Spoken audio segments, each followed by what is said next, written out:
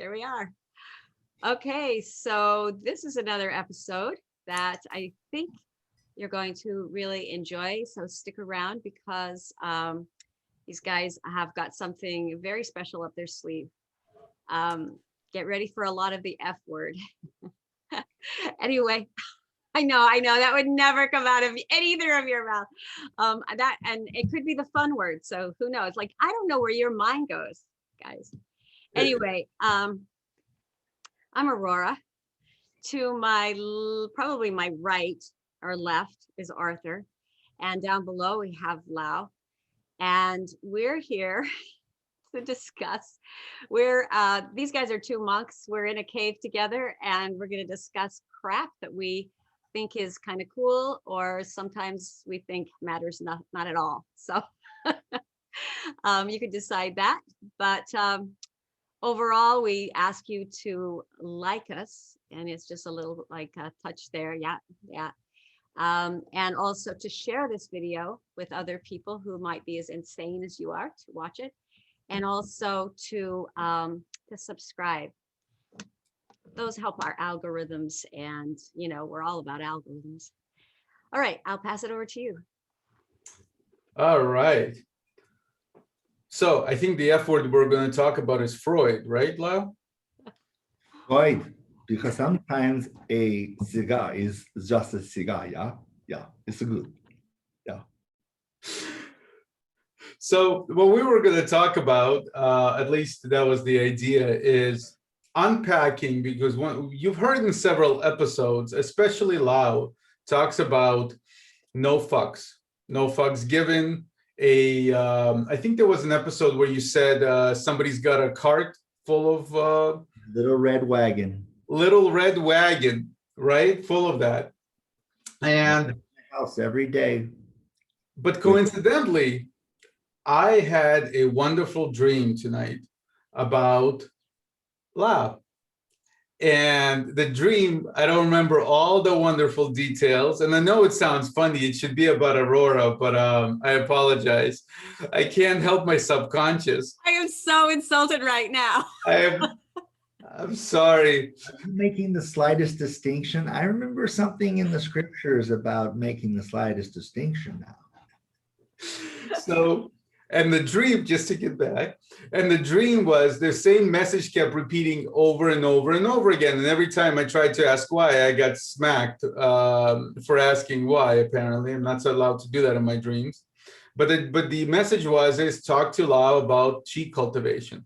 And this kept going over and over and over and over. And interestingly enough, when I mentioned this to Lao right before we started recording, he said that it's a perfect way to combine no fucks with chi cultivation. So unpack it for us, please, Lao. Okay, put your suitcases down. We're unpacking. So here's the thing. What before you say your thing. He was so ready. He was so ready. I know. He inhaled. But I'm trying to listen to you guys as if I know nothing at all, which is pretty much the way I would listen to you anyway. But the idea is that there might be people who won't even understand what chi cultivation is. That's where I was starting. Oh, okay. All right, Lao, breathe in. You are now free to breathe in. All right, so when you talk about qi, the pictogram for qi in Chinese is a pot of rice with steam coming up. That's the picture. So you can infer the steam being qi, but you can also infer the rice and the fire cooking the damn steam rice being qi. They're all qi. Qi is the active function of jing, which is the substance. So if you have, let's say, hormones in the body, okay? Everybody agrees there's hormones. Is there anybody like, there's no hormones, okay? That's all a myth put upon us by the American Medical Association. It's not real. Okay, if that's what you believe, I would ask you to check into this retreat center in Tennessee. We're kind of there. But if you do believe, in fact, there are hormones, Come along with Lao. Come with Lao. Come with me. Now, hormones themselves do nothing. They're just chemicals. But when hormones interact with glands, other hormones, and act by being released into the blood system, which then causes an action at a distance, okay? The actual hormone is a substance. It's called gene, essence. But the effect of it is the chi. It's the energy and work that it produces, okay? So typically when you hear people talk about chi, I've got low chi, I think I've got xie chi, I think I've got turbid chi, whatever. What they're talking about is the quality of the energy. When you talk to a Chinese physician, a Chinese medical physician, they talk about different types of chi. There's the yuan chi, which is the one you were born with, your congenital chi, you have no effect on, cannot change. Is that also the prenatal chi? Is that another way it's? Mm-hmm. And then beyond that, you also have what they call the gu chi, which is the one you get from food, the energy you get from food, right? Okay, and then you also have the zong chi, which is from the, you get from the lungs when you breathe the clear chi from the air, the qing chi. It goes into the lungs and it makes zong chi, or pectoral chi is what they call it, right? And then the pectoral chi and the gu chi, they mix together to make zen chi or true chi, right? All of it's just energy. And the only reason why you would give it distinctive names is just so you can specifically express in Chinese medicine where there's an imbalance, a deficiency, an excess, or something like that. But it's just chi, and it's all aspects of chi. It's like electricity in a car, right? Or electricity in a system. It's just energy that powers the system. Right, exactly right. Now, here's the thing. The quantity of your chi and the quality of your chi are not the same thing. You can have a lot of chi, but if it's all tense, agitated, well, then you're a bag of, hammers underwater. You're useless. But if you have low chi, but it's clear, you still think probably very clearly. You're probably very calm and docile. You're just maybe a little lethargic. But if you're lethargic and your brain fog and you're like, oh my God, then you have low chi and horrible or terrible quality chi. Okay. So what does it mean to cultivate chi? Because chi is not just the oxygen from the air. That's a component of chi. It's also your mitochondria, right? That's chi there. And Wim Hof is very big into calling the mitochondria is everything when it comes to chi. You could say it's the ATP. You could say it's the actin, right? These are all metabolic things that make energy. Okay. And some people say, I just feel like I have low chi. You cannot have low chi and be alive. But it's a misnomer, but the concept is understandable. Let me explain.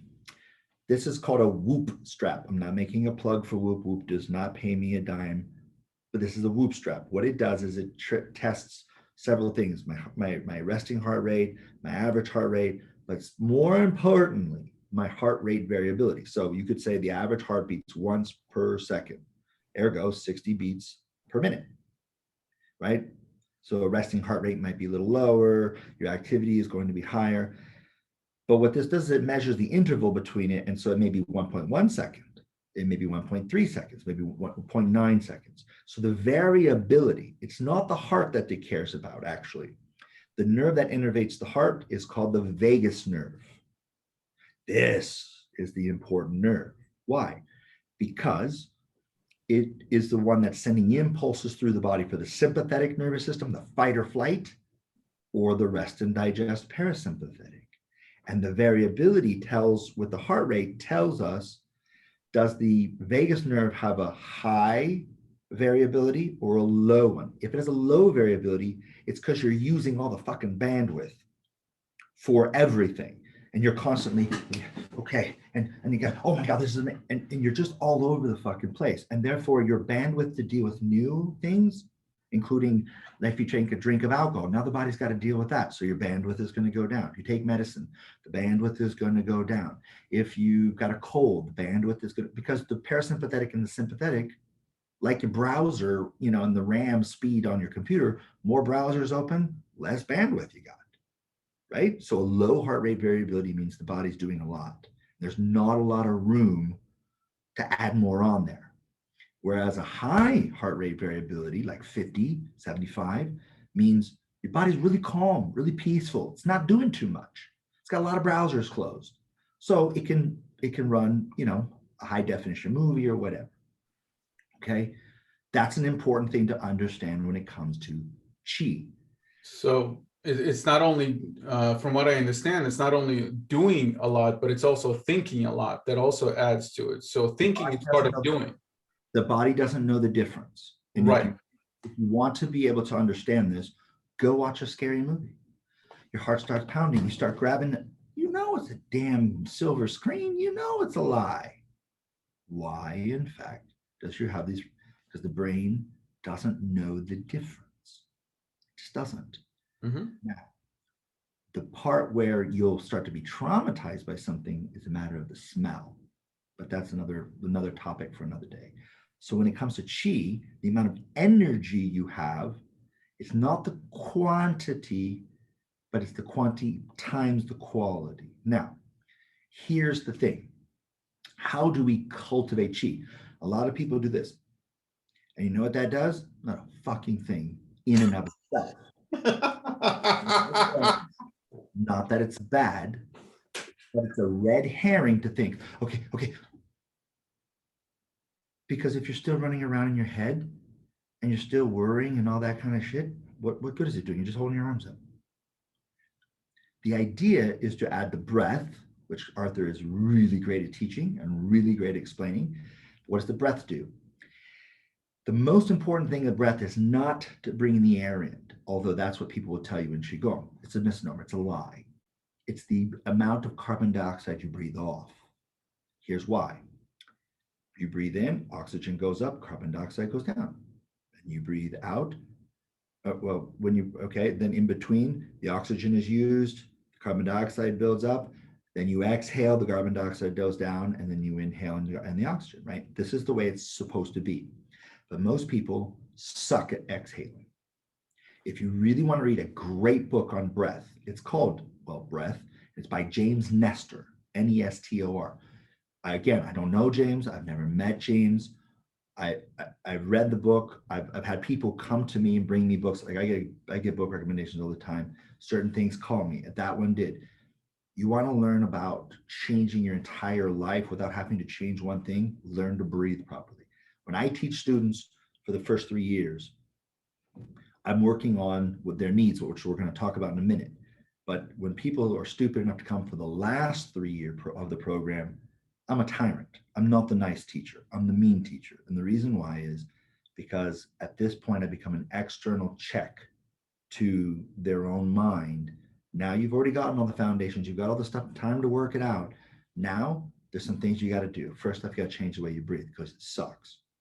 And I know it sucks because you're an emotional basket case and you have to drink a lot of caffeine and stimulants and you have to take a lot of downers and alcohols and stuff. You're constantly externally changing your chemistry because you breathe like shit, right? You're a mouth breather. Stop it.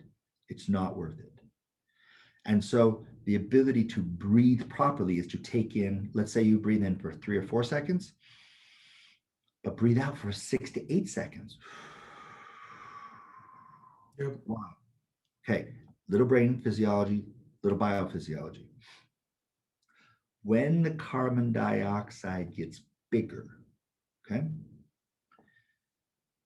your brain turns what you've done in work to lactase. The carbon dioxide that's not breathed off mixes with it.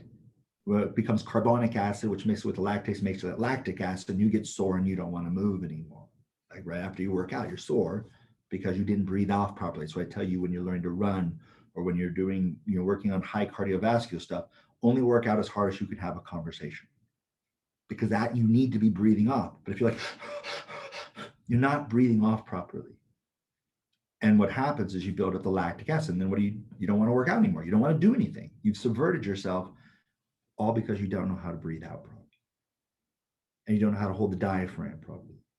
and you breathe too high up, and you don't get these large parts of the lobes ever filled.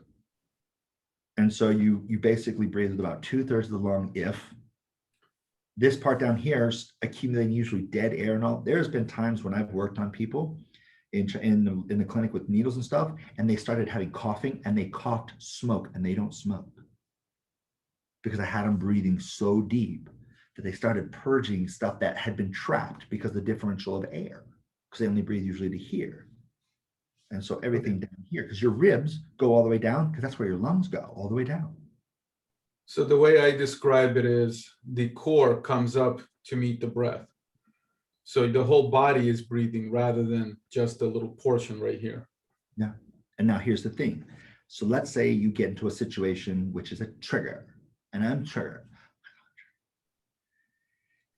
If it's a scary thing, or if it's an upsetting thing, the first inclination to the amygdala, which is very sensitive to fear, very sensitive to aggression, it becomes very excitable. If you had a very traumatic childhood, on the outside of your genes, you have this thing called MAO, or monoamino oxidase, and it basically causes the amygdala to be more excitable easily, right? It causes it to be more sensitive, right, to stimulus, and therefore you get more anxious, right? Here's the thing.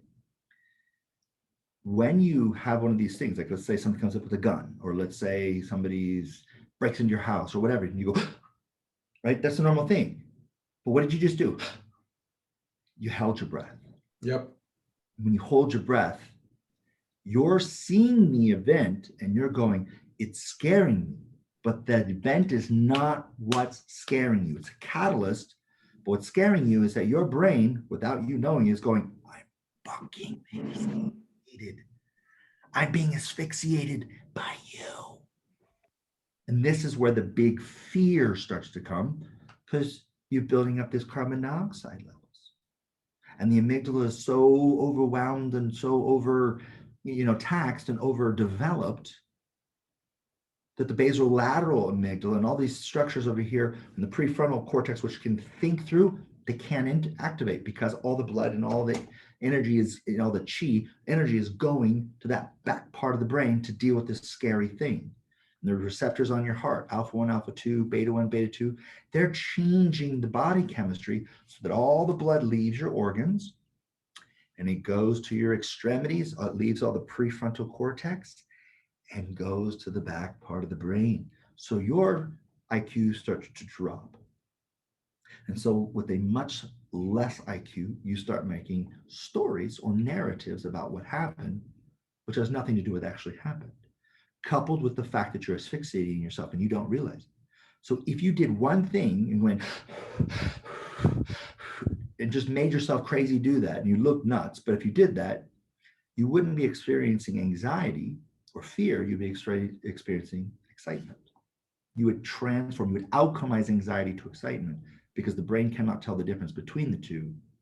It's the amount of breathing that you've put in there that will make all the difference about how you're experiencing the same exact stimulus. It would not change. Hence, you get on a roller coaster.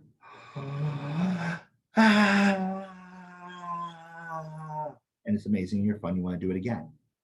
But I put you in a fucking plane or a helicopter, you'd be terrified, because you would catch your breath, you would hit your breath, and you wouldn't breathe out enough. So that's why we practice these breathing exercises, Yes. so that the system keeps breathing regardless of the circumstances. Yes. In other words, it's just a matter of training. It's not magic. It's just a matter of creating the right training, the right routines for it. Right. Everything is about your rituals. You are only as successful as your rituals or your habits. Right. That's it. But here's the thing. There's an unspoken of, usually in Qigong and Tai Chi circles and all these yoga circles, they don't talk about these, but they're very, very important, because you can breathe all you want, but if your life is a mess, you're still already in a particular neurochemical and hormonal frame. Why? There is Po, who dominates the sympathetic nervous system. There's Hun, who dominates the parasympathetic, rest and digest. Chill. Han governs the prefrontal cortex, which lets you think and be calm and analyze and be introspective. Po is the one who's reactive and, will literally cut his nose off to spite his face. He doesn't give a shit. Not exactly the brightest of them all. Not stupid, but he's not the brightest. But here's the thing. If Po is not getting his needs, then Po, the body, the corporeal self, if you're not getting those needs, it's already primed to become in a adversarial predatory mode, right? So if you don't eat enough, you get hangry, you don't sleep enough, then your prefrontal cortex, your executive decisions that would keep you from doing stupid impulsive things is much reduced, right? If you don't drink enough, 2% dehydration, just 2, will give you the same effects on your brain as chronic fatigue. Fact, right? Rest, which means turn the brain off, for God's sake. Stop thinking so much.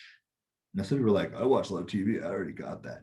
Yeah, I get it. It's why you decompress, but you're not really, you think you're turning your brain off, but you're still feeding it crack.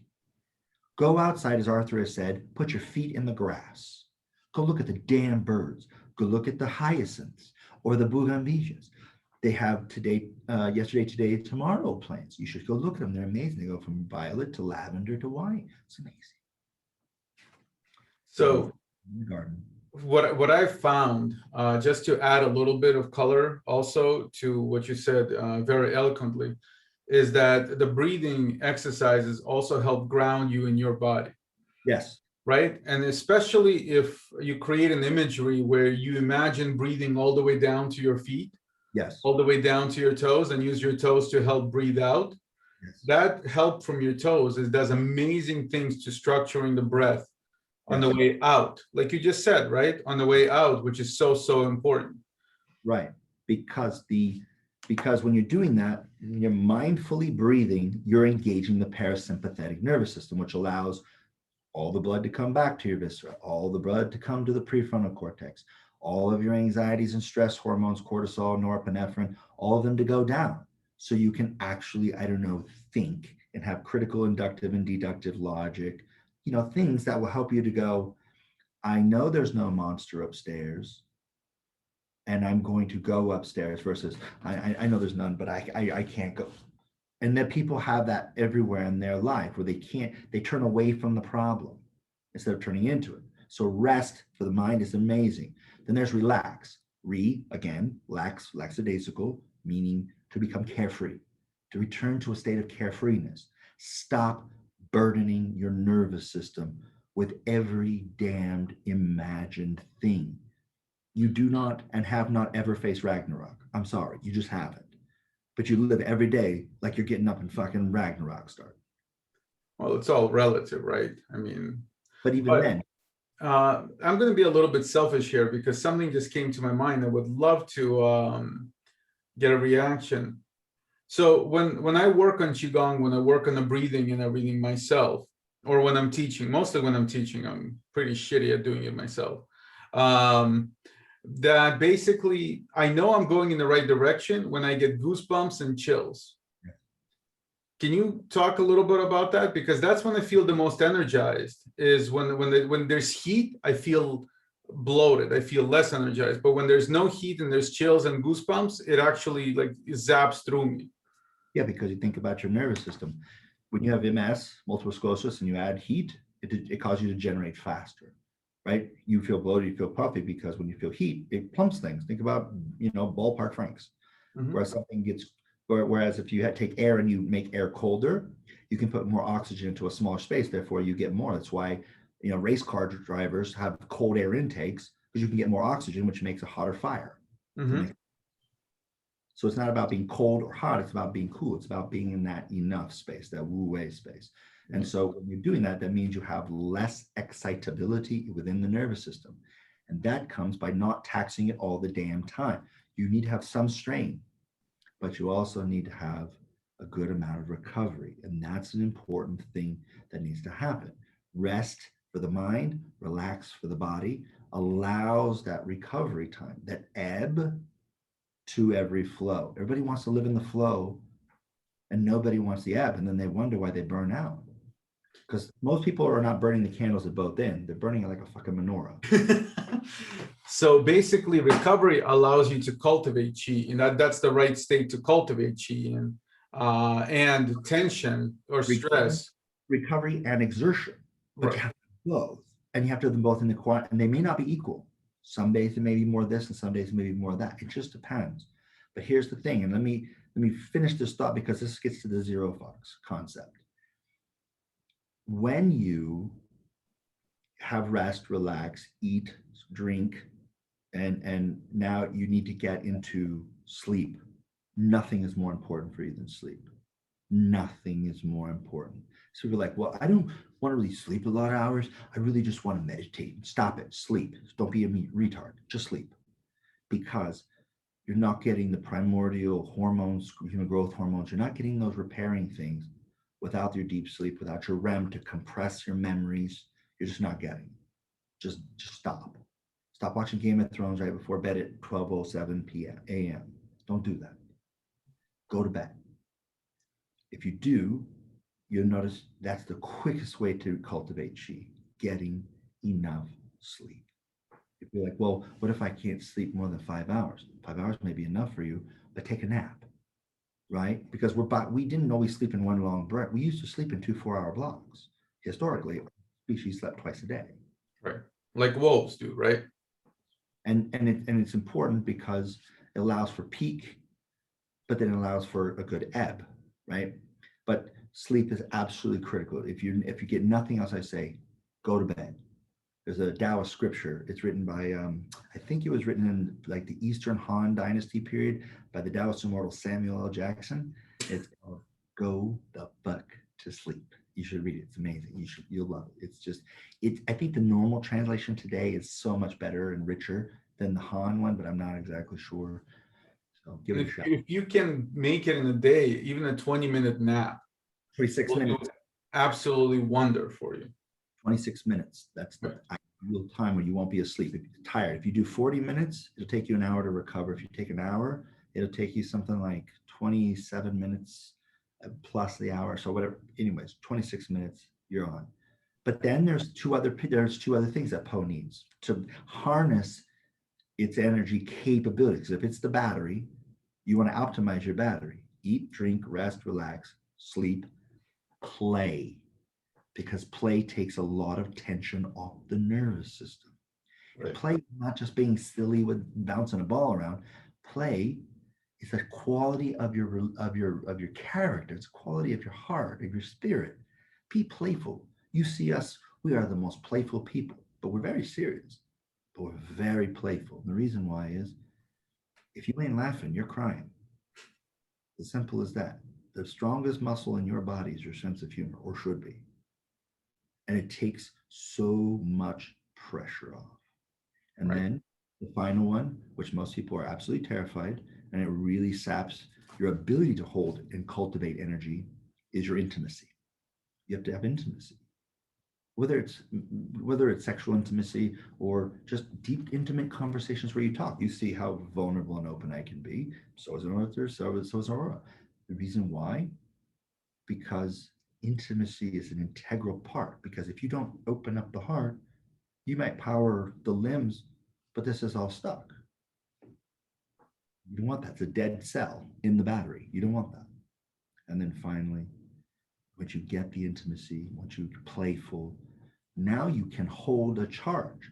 So think of your body, you think of Po like a bucket. You got to patch the holes in your bucket. If I keep pouring and pouring and pouring into you, but you got a hole in your bucket, and it doesn't matter. You're not going to hold any of it. People say, well, how do you get holes in your bucket? Not eating, not drinking, not sleeping, not resting, not relaxing, not playing, and no intimacy. Those are holes in your bucket. Start repairing the fucking hole in your bucket. If you want to hold energy, you got to repair the hole in your bucket. It's just, there's no other way. Now, once you repair the hole in your bucket by helping Po, now you can start actually filling energy, and those come from the needs of Hun. And Hun has 6 needs. Po 7, Hun 6, right? You have certainty, variety, significance, connection, growth, contribution. Those are the things that energize you. Knowing which ones are for you, knowing which ones, like some people say, well, I don't feel like I need a lot of significance. They're probably lying, but if you don't feel like you need a lot of it, it's probably because you already have a lot of it. So that probably makes it least in prioritize. But if you're an anxious person, you probably need a lot of certainty. If you're a very social person and I don't feel good by myself, I need somebody, you probably need a lot of connection. Knowing what there's no pejorative like, well, I don't need significance. It's like, stop. This is why you have no energy. You lie to yourself. And therefore the things that you need that charge you, that refill you, you're not getting. Because if somebody says to me, and I get this question ad nauseum, no, I just don't understand why they do what they do. Yes, you do. There's only one reason anybody does anything, I don't care what it is, to get a need met. That's it. There's no other reason why anybody does anything. People say, well, why do you three do this? We're getting a need met. We're contributing. We're growing. We're connecting. We're getting a lot of variety. Why would we not do this? If you do anything that gets 3 out of those 6 met, you're addicted to it, period. If you do anything that gets 4 or 5 of those needs met, you're over your head. You're not getting rid of that easy. If you do things that will fill all 6 of your needs, you'll kill for it. Think about a little demure, docile mommy. They'll kill for their babies, won't they? Because the baby fills all 6 of those needs, doesn't it? It's just facts, it's facts. The more needs that you get met with something, the more you're inclined to do it.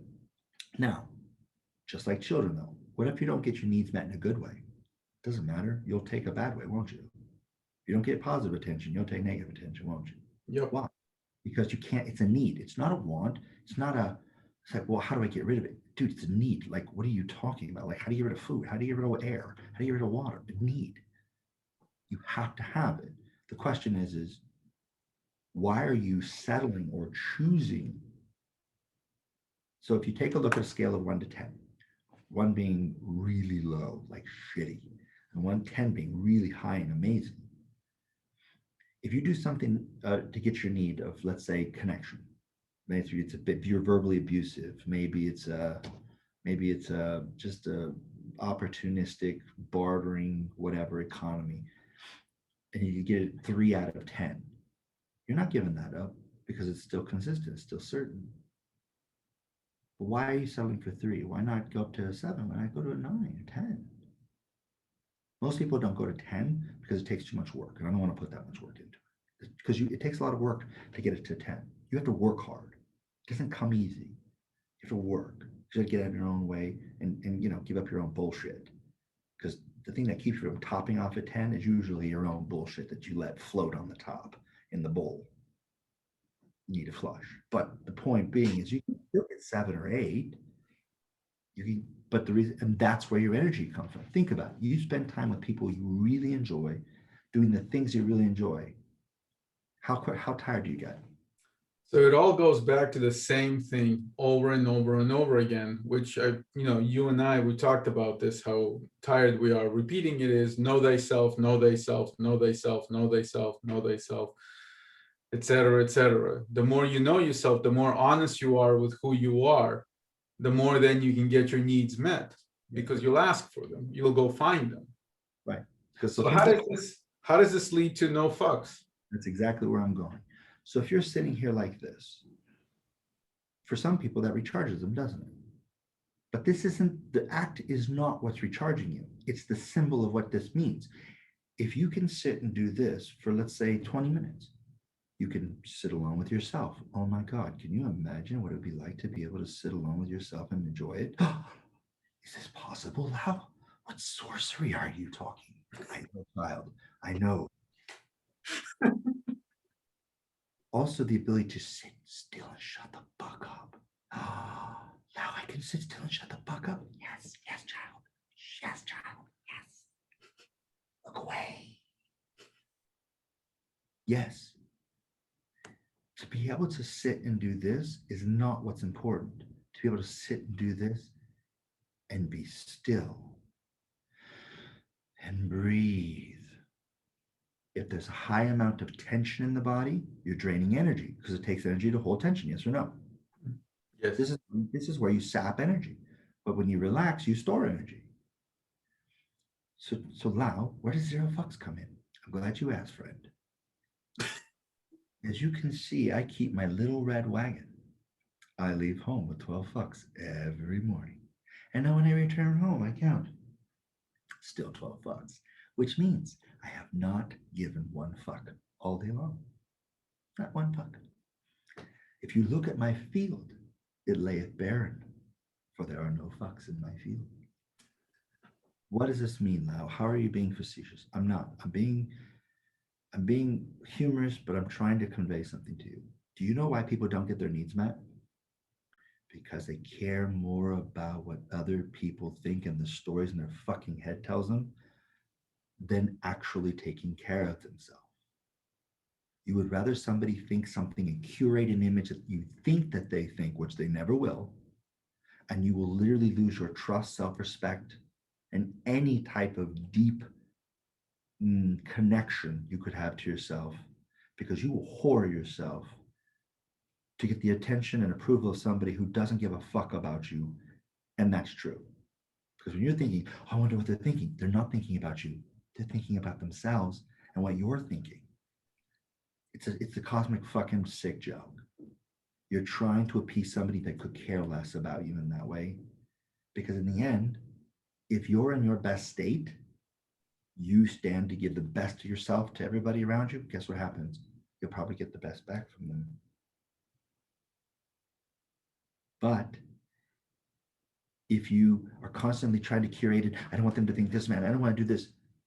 You're just throwing out your connection. You're throwing out your certainty. You're throwing out your contribution. You're throwing out anything authentic. And then you wonder, why don't you have any energy? Why are you a neurotic mess? You just shit all over your needs. I'm in an abusive relationship, but I don't want to be alone. Well, how many times, anybody within the sound of my voice listening to this podcast, how many times have you been in a relationship and put your unconscious naked frame in a bed, horizontal and prostrate next to somebody, and still felt tremendously alone? Anyone? Anyone? You know for a fact that you can be with somebody and still be alone. If not more so alone, because you feel like you're 99% of the time screaming in a room full of people and no one can hear you. But that's part of the cowardice too. You don't want anybody to hear you because you know that you've been shitting on yourself so long. You don't want nobody to know what kind of piece of shit you are to yourself. And therein becomes the circle. And your chi is evaporating because you gave more of a fuck about something that will never happen and does not matter than 100% about what does matter. This is what no fucks me. I am free of what anybody else thinks of me. I don't care. You can be like, he's this and he's that. I could give 2 fucks less. Because if you have the time and discretionary time and audacity or temerity to just talk about me, you ain't got shit in your fucking life going. Why would I take what you have to say seriously? Like fucking seriously. I have people told me before, well, I kind of feel like, that you're a little misogynist. I don't give a fuck what you think. We don't take showers at 4 a.m. How would you know that? Well, I heard you say, if I took everything you said and I wrote it down on a piece of paper and just have no context, gave it to people, I can make you look any way I want, couldn't I? But you don't know me. I know you don't know me because you run your fucking mouth. If you knew me, you wouldn't run your mouth. You know why? Because you'd be thinking about the things I tell you, which is, it's not about me. I don't matter. It's about you. You matter, and you treat yourself like a fucking afterthought. Stop thinking of me. You thinking of me is obfuscating and sort of a sleight of hand, 3-card Monty, so you don't have to fucking deal with your own life in your own backyard. If you're not even going to fucking invest in yourself, I'm not fucking putting shit into you. I'm not giving you a second fucking thought. I have no fucks. And if you say, well, it sounds like you believe, you don't know what I believe because I don't believe anything. I believe nothing. And if you understand what I just said, then there's nothing left to say. I don't believe anything. I believe in no thing. As a Taoist, should probably sit with what that means. But nothing exists. All things are becoming. So you think I'm an asshole today? Probably am. That's fine. I'm okay with being an asshole today. But what am I going to be tonight? What am I going to be tomorrow? What are you going to be tonight? That's why I can't hold a grudge. That's why I don't have any bad thoughts towards anybody. Whatever you did 5 minutes ago, that's not, that person's dead. Who are you? Redeem yourself. Wake up. Breathe. Do something other than think of your own fucking self all the time and then offshore all your bullshit onto other people and project. So let me ask you, is it fair to say that instead of saying, I don't care, is it fair to say you're also indifferent, or you are indifferent to it? Or is there actually an emotional component of I don't care, or there is no emotional component, you're simply indifferent? What do you think the best path is? The best way to do it is you first have to define the context of what do you mean in terms of care. I care tremendously about the person in front of me. But the only way I can do that is not caring one bit about what they think or feel about me.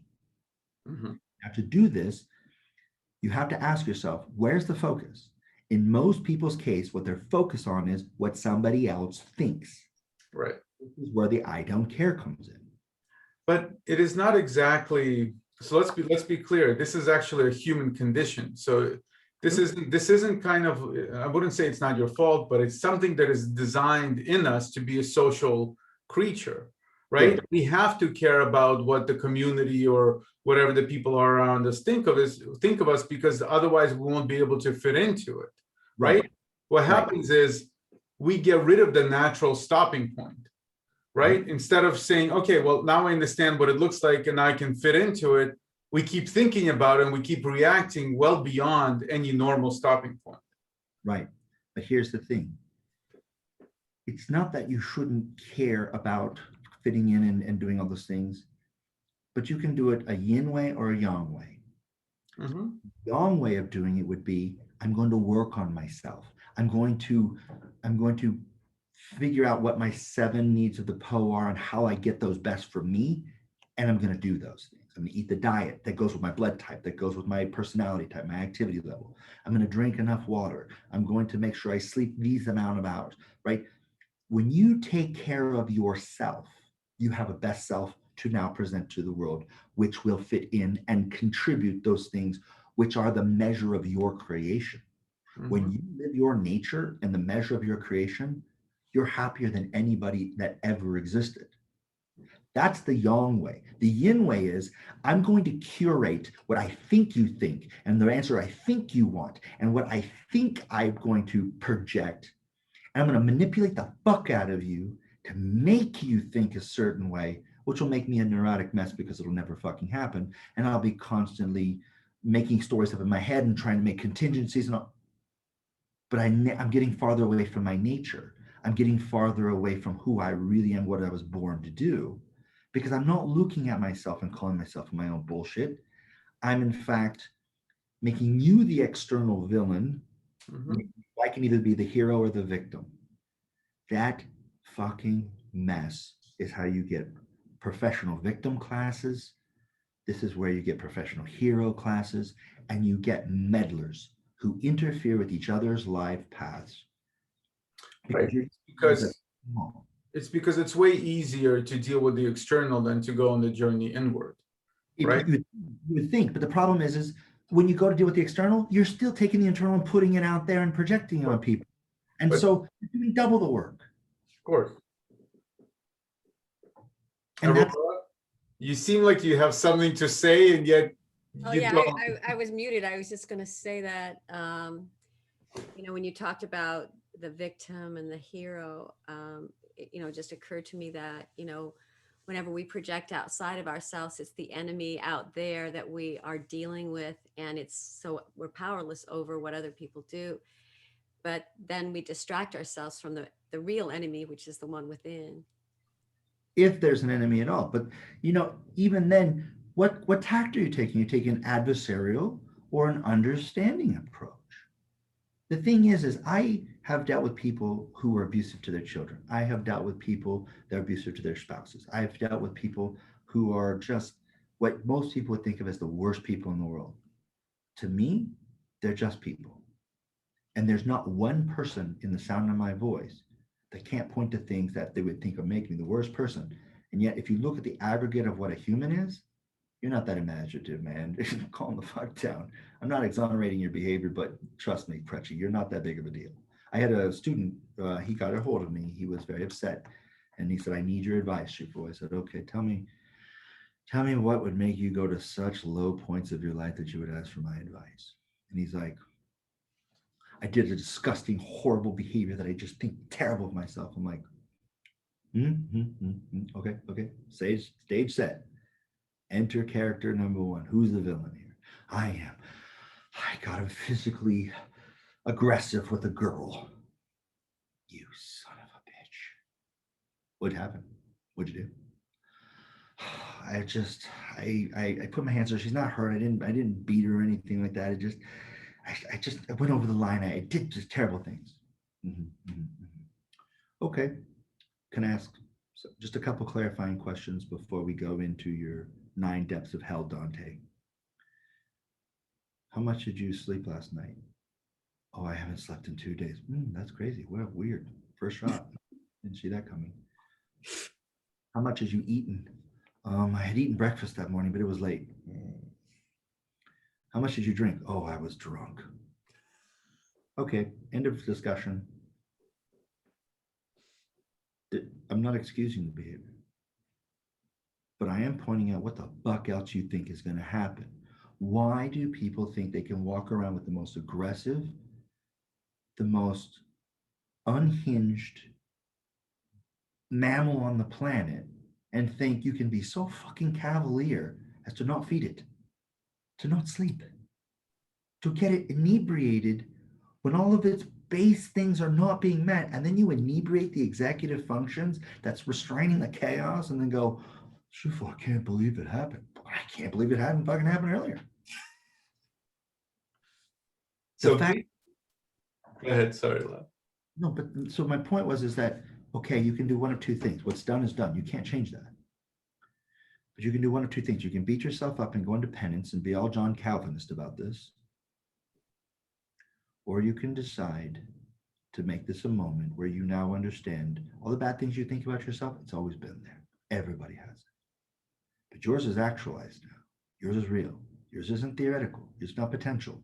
It's an actual fact.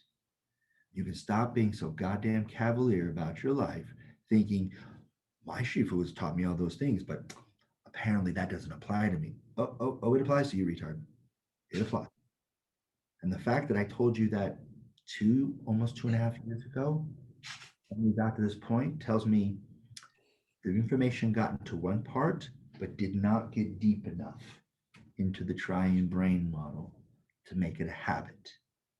And you neglected it thinking there's no consequences, that there's no consequences to the action, the cause. And that does not mean that's never possible. And now you see what happens, and now you have to ask yourself, are you ever going to be this cavalier again? You can use all this emotion you have and all this self-depredation you have to beat yourself down, which will inevitably make it happen even worse next time. Or you can use it to build yourself up and let the work you're doing on yourself publicly, transparently show itself, thereby showing that the only real sorry is change fucking behavior. Sorry. But the only actual apology that means a damn thing to anybody is change behavior. You do it or you don't. But what did you put deranging energy things inside of you. You're not going to withstand the chaos. Read a fucking book about what this body is capable of doing. And then sit there and tell me, oh, I could never do that. You're the most dangerous son of a bitch on the planet. Stay away from me. Because it's almost inevitable that the worst trick the devil ever played was convincing man he doesn't exist. When you think, I'm not a dangerous being, you are the most dangerous, because your contempt prior to investigation is going to get people around you hurt. And if you think I'm lying, go ahead. Keep living and see what don't happen. So This is the getting, zero. getting back to our fucks or zero fucks, essentially caring about what other people think or caring about the world in that way or how it reacts and everything drains your energy because you're constantly chasing something which doesn't exist. Right. So it destroys your cultivation of that chi. It destroys the chi because you're using it up, right? If you don't use your car, your gas tank stays full. If you go out and push the pedal down and just drive at high speed everywhere, your gas gauge and your damn tachometer are racing each other. It's as simple as that. So take your foot off the fucking gas. But you do so by, like you just said, stop chasing. That's wasting energy. It's creating tension. You can't do that. If you do that, you will always be. Lao Shi says it in the Tao Te Ching, to get Taoist for a minute on you, that if you care about what other people think, you will always be their slave. Right. Well, then you want to feel like, well, I'm repressed. You're not repressed. You put the chains on your own neck.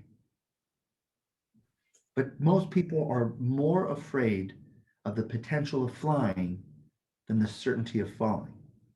And that's why they take the fall every time.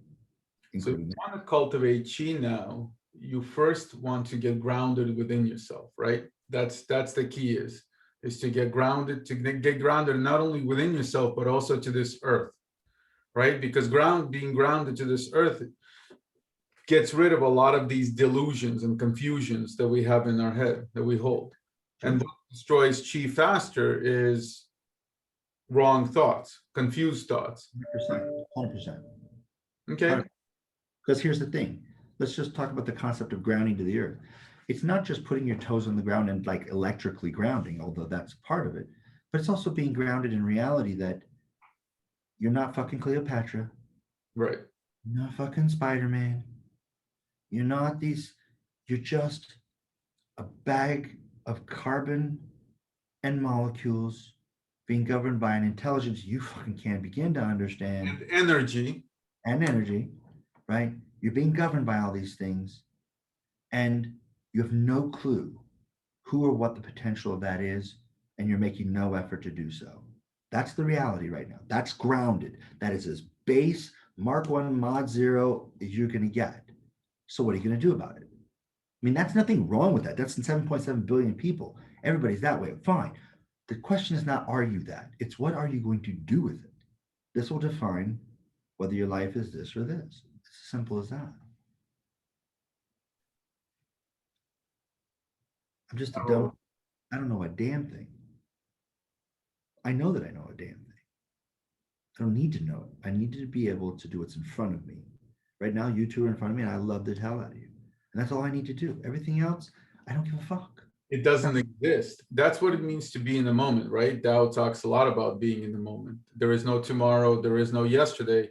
But in fact, there isn't even next hour. It's just whatever is right now in front of you, that's the moment. Give up the need for control. But you can't think your way through the moment. You can only feel your way in the moment, right? So, like you said right now, if you don't have that intimacy, you can't be in the moment. Nope. You're rejected. Right? And that's usually where people come in with their control issues. They want to control the moment. They want to control some foreboding of the future or some lamentation of the past. You gotta, this is another thing about where zero fucks comes in. You gotta give up the illusion of control. You don't have it. People who, one lady, I never forget, so I was teaching at a relationship workshop and I was in Europe, and I taught this thing and she was fit to be tied. She came up to me and she was giving me what for in Dutch. Luckily I didn't speak Dutch.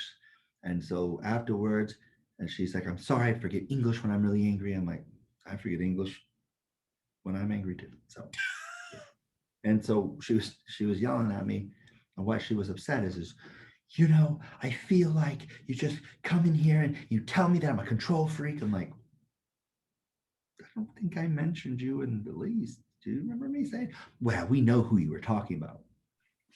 It's like, no, I don't know who the fuck we is. But she's like, oh, come on. You were just saying all those things. I'm like, sweetheart, I just met you. She's like, but you have that Taoist ability, you know things. I'm like, why the fuck am I talking to you about that Taoist ability? Why am I not in Brazil with the bikini team or something? Like really do the math here. Of all the things I'm going to use this Taoist ability, why you? I said, but the fact of the matter is obviously you're a control freak. Let it go. She's like, I am not a control freak. Don't you ever talk to me that way. I'm like, yeah, you're right. I stand corrected. Fuck, you just set me in my place. Thank you very much. I digress. You are the most self-composed, restrained person I ever met. And thereby you are completely samsara free.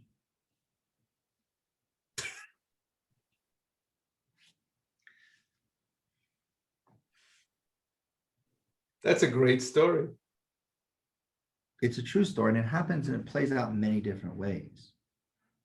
It plays out in many different ways.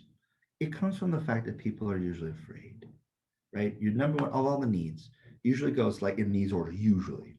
Certainty is the base one. If somebody takes your certainty away, I don't care what all of your other needs are, all of them drop when certainty drops. So if you have this amazing life and whatever, and then you find out your significant other has stage 4 glioblastoma and you just lost your job, I don't give a shit how personally significant you think you are. Everything goes. Right. He is the number one. Then usually we want some variety because God knows we hate doing the same thing over and over again. So we want certainty, but with our variety. And then we want to feel connected. It's love. It's amazing. And then we want to feel significant because I want to be, unique. I mean, I don't want to be different. I just want to be unique and special. And then those are the 4 basics. If you get those 4, then you can go on the self-actualized needs of growth and contribution. And everybody has them in different quantities, and it's okay. There's no one better or worse. It's what do you need? So I'm glad you gave that example right now. When bad things happen, that's what you need the chi for, right? That's why you do the cultivation.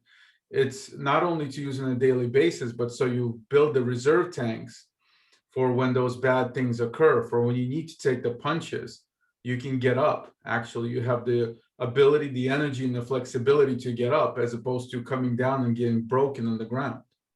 Yeah, but not just that, but many people don't understand that it's not, you don't ever want to react to anything. You just want to respond. The problem is reaction is from this part of the brain and response is from this part of the brain. If your energy tank's low, you can't get things up here. You can't respond. You're going to constantly react. The energy is there, the chi is there to allow you when things happen. You realize if bad things are happening, your energy has to be low. And the reason why is there's no such thing as bad things. They're just things. But when bad things are happening, it always usually followed with bad things are happening to me. Right. And that's so egocentric. Like the universe has got a Rolodex, like, Arthur, I'm gonna fuck with him today. Yeah. No. I feel like that every day. Every day I open my eyes. Who's gonna fuck with me today? But the fact is you're not that special. The universe does not have you on a Rolodex. And well done to those people who actually, in fact, know what a Rolodex is still. The fact is things are happening. They've been happening. Causality is beyond your understanding. What you're saying is you don't have the right perspective to see all the flows of the universe. So therefore, relax, enjoy, and enjoy your life. Right. But here's the thing. If you have the energy, you can do that because you can be present. The prefrontal cortex can engage with executive function to go, wait, this doesn't feel good, but that doesn't make it bad. Doesn't make it wrong. Doesn't make it shouldn't be happening. Should be happening. Predominantly because it is happening. We just need more lube, right? I mean, that's the right response. Proper amount of amyl nitrate.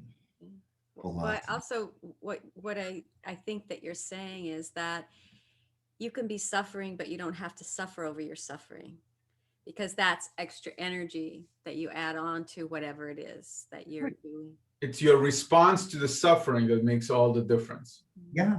And that's the same with anger. You don't have to be angry or anger. You don't have to feel guilty that you're angry. Just be fucking angry. It burns so quickly, it won't last long, but you can actually keep hitting the reset button by being mad that you're mad. Right. But that's where the chi comes in, because when most people, the reason why they respond to the suffering over their suffering or the anger to their anger is because they're artificially trying to generate energy. They're trying to generate energy through the emotional kinetic energy. The problem with that is it's shitty and it breaks your body down. But if you don't get chi the right way, you'll have to live on shitty chi. There's no other way. But it's also your when you're dealing with your anger, instead of letting yourself be angry, you're also doing something which Lao eloquently talked about before, is you're judging yourself. Yep. Right? Yep. So basically you were taught by this world, doesn't matter whether it's good or bad, it just is, that to judge yourself and to judge others. Yep. Right? And as opposed to a natural state of analyzing, right? Everything analyzes. We analyze, boom, we analyze something. This is good for me, bad for me, done. What happens is society takes away the natural stopping point and analyzing becomes judgment. Right. Right? When there is no end to something. No. That's why you don't, people tell me, but Lao, I mean, I try not to judge. I'm like, think of it this way. When you analyze, judging says it's good or bad. Discernment says whether it's appropriate or not for the situation. You want discernment. Right for me or wrong for me. That's what you want. You don't want good or bad. Or just right or wrong for the situation. Sometimes something that's really fucked up can be the most right thing for a situation. I'm sorry to say that's true, but that's a fact. Right. And if you have discernment, you can go, wow, this really sucks. But I mean, I can't interfere. It's gotta be this way.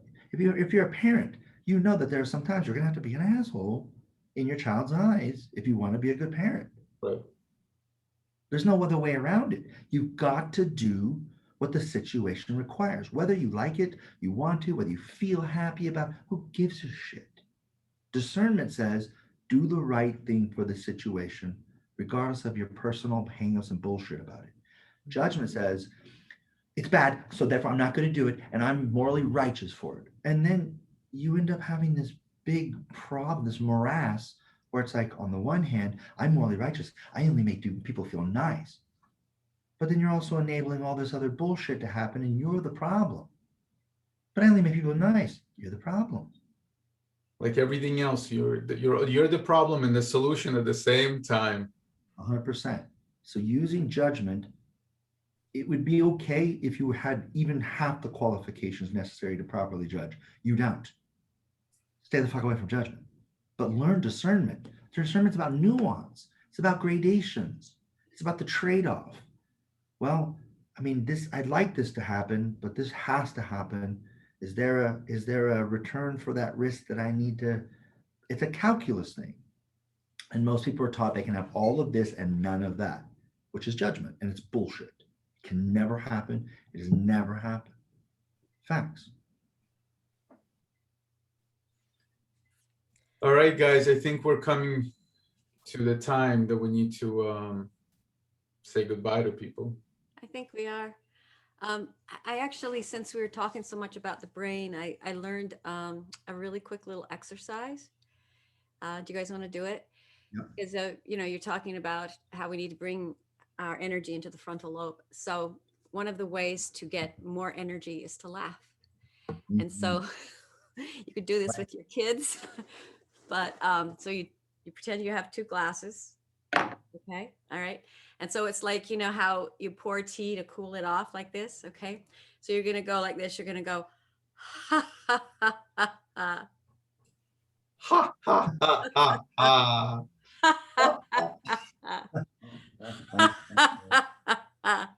That was great. That's it's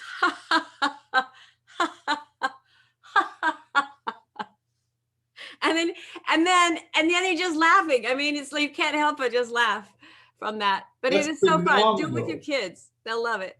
Phenomenal. Thank you for that. That was awesome. You're welcome. In kids, when we say kids, people were talking about the ages of 0 to 99. Those are the hardest years of infancy. So try to do it at least in that window. Really, love you guys. Thanks so much. Bye, guys. Love you all. See you next week. Bye. Bye.